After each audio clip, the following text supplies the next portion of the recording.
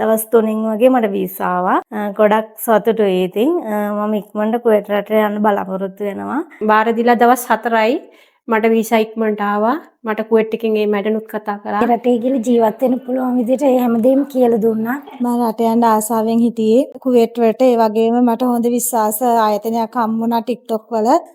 ආයතනයේ හිටවමුස්ලා හැම දෙයක්ම කරලා දුන්නා. හැම වැඩේම කරලා දුන්නා. මාසක පුහුණුවකට යවුවා. ගොඩක් හොඳ ආයතනයක්. ඉතින් විශ්වාසවන්ත ආයතනයක්. හරි හොඳයි. කාර්ය මණ්ඩලෙත් හරි හොඳයි.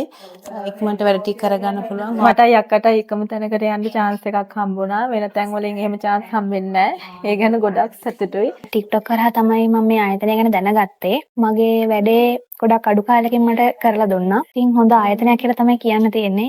මාසයක් යන කලින් මගේ වැඩ ටික හරියාකාරව කරගන්න මේ ආයතනෙ උදව් කරා. මං ලල්නි සචිත්‍ර ආයතනයට ඇවිල්ලා පොත බාර දීලා මාසයකට අඩු කාලයක් ඇතුළත මගේ වීසා එක ඇවිල්ලා යන්න ටිකට් එකත් හරි. මම යන්නේ ලලඩි සචිත්‍ර ඒජන්සියෙන්. ඒකේ කාර්ය මණ්ඩලය හරීම හොඳයි. මට සතියක් වගේ ඇතුළත මගේ වීසා එක ලැබුණා. මට මෙම ආයතනෙන් සම්පූර්ණ වැඩ ටික ඉක්මනට කරලා දුන්නා.